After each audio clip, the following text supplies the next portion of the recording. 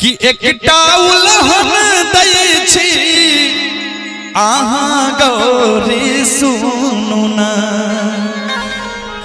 भंगिया के मनाबू ने एकटा उलहन दै छी आहाँ गौरी सुनु ना भंगिया के मनाबू ने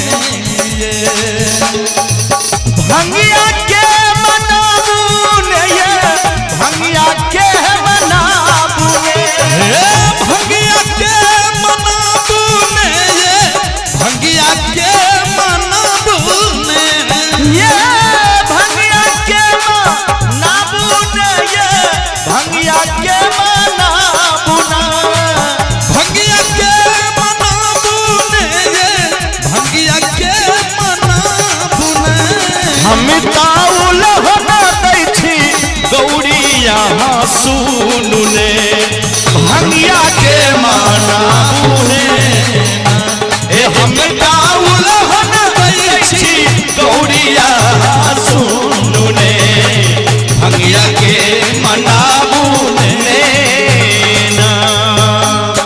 आची संगीत ड्राइवर जी संगीत ड्राइवर के तरफ से शानदार बाबा के दरबार में यही गीत पर खुश भ के 51 रुपया के पुरस्कार दिलखिन। एक बार कहीं ताली बजा दियो ना से मस्ती में और ताली बजा के मस्ती में एकटा उलहन दै छी गौरिया सुनु ने हरि बोल भंगिया के मनाबू ने एकटा उलहन दै छी गौरिया सुनु ने हे भंगिया के मनाबू ने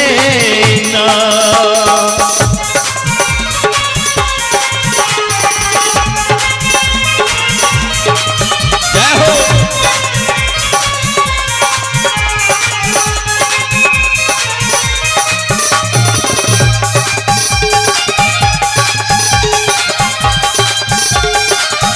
वाह क्या बात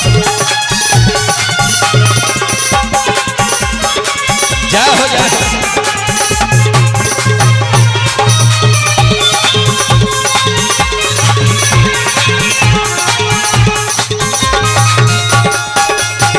जय हो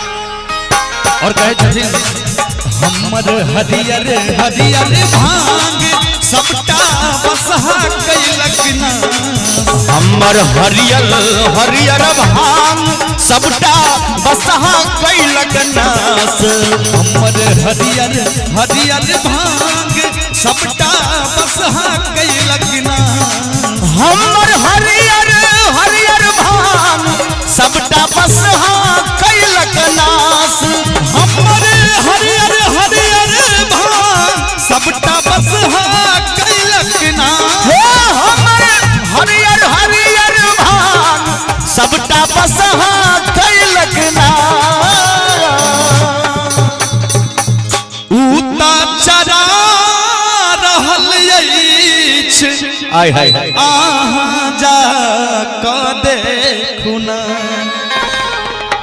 जे बसा के ओइ भांग में चरा रहल छै अहाँ जाके तो देखियो हे उता चरा रहल अछि अहाँ जाके देखू ना अरे जिया भोला के मनाबू ना ओकरा चारा दलियै अछि जाके देखो ने बसहा के समझाबू देना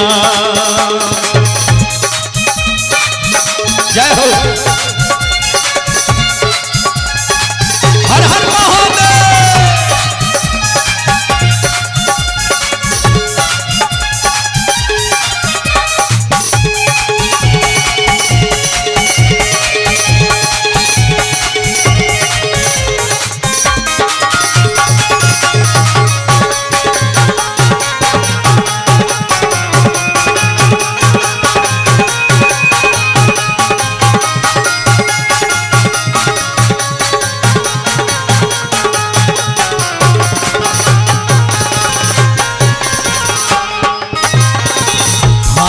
भर भर मुट्ठी भांग नाचत भूत प्रेत के संग। ताकत भर भर मुट्ठी भांग नाचत भूत प्रेत के संग। ताकत भर भर मुट्ठी भांग नाचत भूत प्रेत के संग। हे ताकत भर भर मुट्ठी भांग नाचत भूत प्रेत के संग। होता नाच रहल ये गौरा माता आए उता नाच रहल आहा जा क देखू ना जिया भगिया के मनाबू ना हे उता नाच रहल आहा जाके देखू ने भगिया के मनाबू ने ना।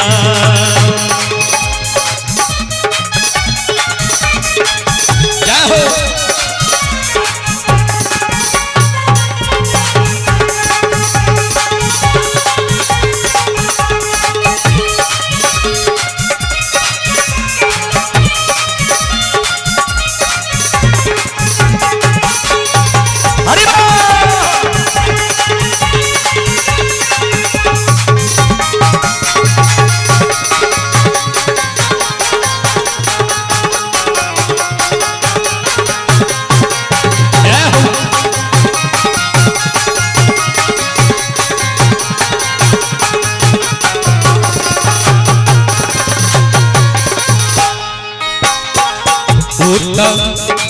उनका जटा में गंगा पानी ओछत तीन लोक के दानी।